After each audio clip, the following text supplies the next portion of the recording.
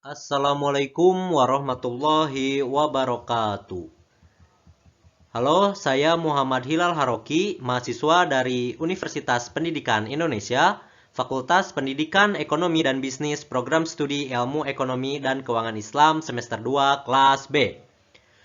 Di video ini saya akan berbagi mengenai kafalah. Selamat menyaksikan.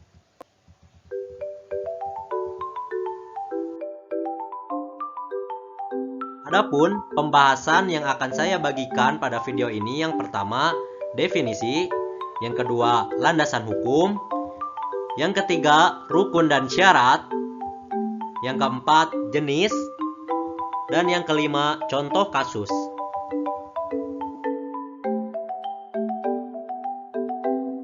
Pembahasan yang pertama yaitu definisi.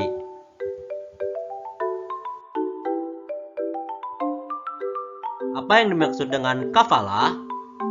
Istilah al-kafalah berasal dari bahasa Arab yang berarti al-doman atau jaminan, hamalah beban, dan za'amah tanggungan. Secara terminologi muamalah, pengertian al-kafalah adalah mengumpulkan tanggung jawab penjamin dengan tanggung jawab yang dijamin dalam masalah hak atau hutang, sehingga hak atau hutang itu menjadi tanggung jawab penjamin.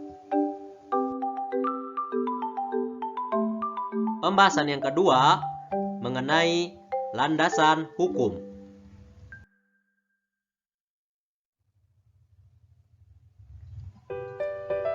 Landasan hukum yang pertama yaitu dari kitab suci Al-Quran. Penjelasan al-kafalah atau jaminan di dalam Al-Quran terdapat pada surat Yusuf ayat 72, yaitu artinya, dan barang siapa yang dapat mengembalikannya piala raja, maka ia akan memperoleh bahan makanan seberat beban unta, dan aku yang menjamin terhadapnya. Quran surat Yusuf ayat 72. Lalu landasan hukum yang kedua yaitu dari hadis yang bunyinya, penjamin adalah orang yang berkewajiban harus membayar dan hutang juga harus dibayar. Hadis riwayat Ibnu Majah. Lalu pembahasan yang ketiga mengenai rukun dan syarat kafalah.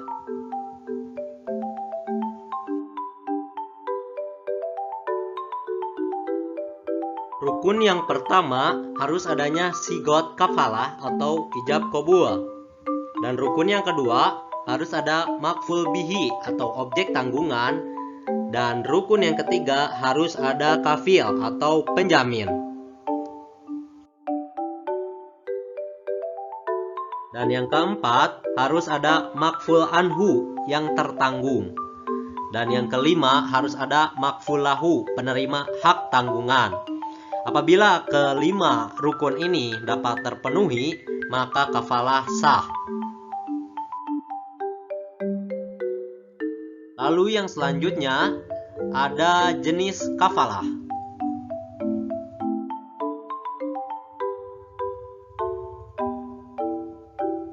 Yang pertama ada kafalah bil nafs, yaitu akan memberikan jaminan atas diri atau personal kuaranti. Lalu yang kedua ada kafalah bil mal, jaminan pembayaran barang atau pelunasan utang. Yang ketiga kafalah al mu'alaqah, yaitu jaminan dibatasi oleh kurun waktu dan tujuan-tujuan tertentu.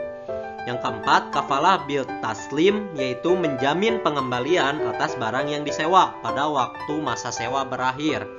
Dan yang kelima kafalah al munajazah, jaminan mutlak yang tidak dapat dibatasi oleh jangka waktu dan untuk kepentingan atau tujuan tertentu. Berikut ada contoh kasus dari kafalah.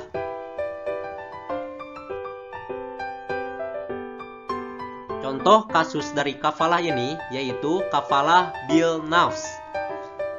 Faruk meminjam uang ke bank muamalat, tetapi Faruk tidak memiliki aset sebagai penjamin. Akhirnya, Pak Kades menjamin Faruk agar bank merasa yakin karena Kades merupakan tanggung jawab kepada masyarakatnya.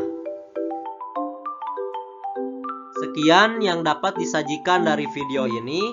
Terima kasih, semoga pemirsa sekalian dapat terpantik dan ingin mengetahui lebih dalam mengenai apa itu kafalah. Video ini dibuat untuk memenuhi nilai ulangan akhir semester mata kuliah Fiqh Muamalah yang diampu oleh dosen Ibu Rida Rosida BSc MSc dan Ibu Dr. Hilda Monoarfa SE MSI.